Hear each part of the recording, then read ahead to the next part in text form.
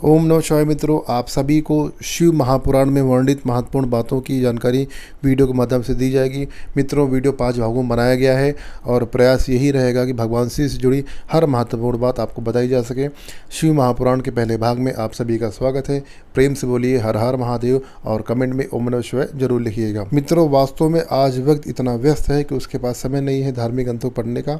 हम इस वीडियो के माध्यम से भगवान शिव पुराण में क्या कहते हैं उसे जानेंगे, जिससे हमारे जीवन में सकारात्मक बदलाव आ सके।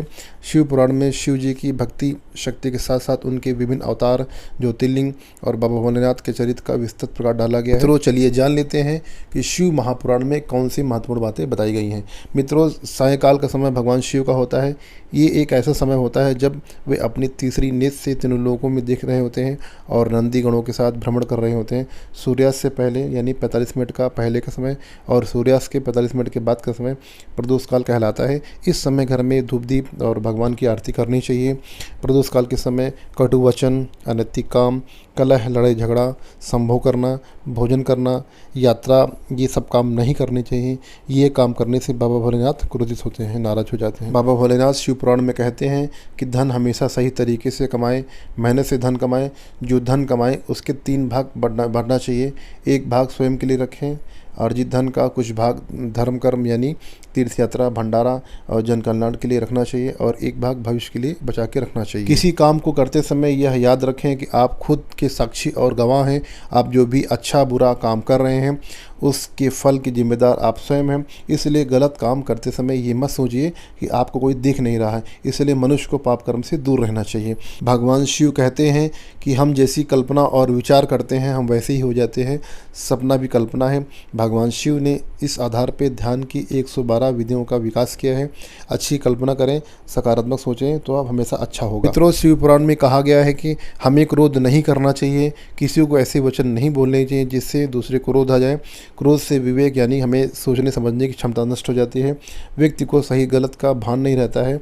क्रोध से लड़ाई झगड़ा होता है और जीवन में अनेक संकट हो जाते हैं। शिव महापुराण में कहा गया है मनुष्यों को शिवरात्रि, प्रदोष व्रत, सावन के सोमवार व्रत करने चाहिए। इससे व्यक्ति के समस्त सांसारिक भोग और मोक्ष प्राप्त करता है। मनुष्य को सदा सत्य बोलना चाहिए, हमेशा सत्य का साथ दें। असत्य कहना और असत्य का साथ देना सबसे बड़ा अधर्म होता है। महाभारत के युद्ध में युधिष्ठिर धर्म के मार्ग पे थे और दुर्योधन अधर्मी था। बड़े बड़े महारथी योद्धा होते हुए भी अंत में सत्य यानी धर्म की जीत हुई। ये घटना हमें सिखाती है कभी भी किसी के साथ बुरा नहीं करना चाहिए। यदि आपके साथ कोई बुरा करता है तो उसका प्रतिकार करें। यदि आप उस व्यक्ति के सामने इतने सक्षम नहीं हैं कि उसका विरोध कर सकें, तो व्यक्ति आपको जानबूझ के अकारण परेशान कर रहा हो, तो आपको पीड़ित कर रहा हो, दुखी कर रहा हो, तो बाबा भोलेनाथ कहते हैं तू चिंता मत कर, मैं बैठा हूँ, मैं स्वयं उसको दंड दूंगा। सब्र कर। मेरे भक्त पर जब भी संकट आता है तो मैं स्वयं उसको दूर करता हूँ।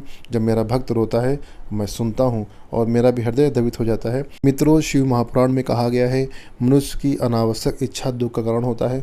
आवश्यकता और अनावश्यक इच्छा में बहुत बड़ा अंतर होता है। इच्छाओं कोई अंत नहीं होता है। अनावश्यक इच्छा का त्याग करने से मनुष्य महासुख की प्राप्त करता है। संसार में व्यक्ति किसी न किसी वस्तु व्यक्ति से मोह होता है। यह लगाव ही हमारे दुख और असफलता कारण होता है। व्यक्ति को निष्काम भाव से कर्म करना चाहिए। मित्रों, न किसी सम्मान की आशा करें, न किसी अपमान की आशा करें। ना मैं किसी का मित्र हूँ, ना किसी का मैं शत्रु हूँ। मित्रों, शिव महापुराण में कहा गया है कि आदमी बने जानवर नहीं। मनुष्यों के अंदर बहुत सारे अवगुण होते हैं, जैसे राग, द्वेष, ईर्ष्या, अपमान, हिंसा। ये पाशविक प्रवृत्ति होती हैं। जब तक मनुष्य इन अवगुणों को त्याग नहीं करेगा तब तक मनुष्य में मानवता नहीं आएगी। व्यक्ति को अपने मन के अधीन नहीं होना चाहिए। सत्संग करें, पूजा पाठ करें, इससे अवगुणों का नाश होता है।